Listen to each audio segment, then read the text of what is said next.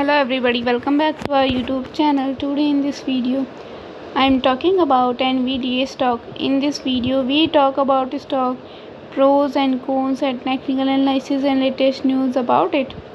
Stock is trading at $454.69 with 1.10% negative in a day. We can easily see stock was volatile for a day.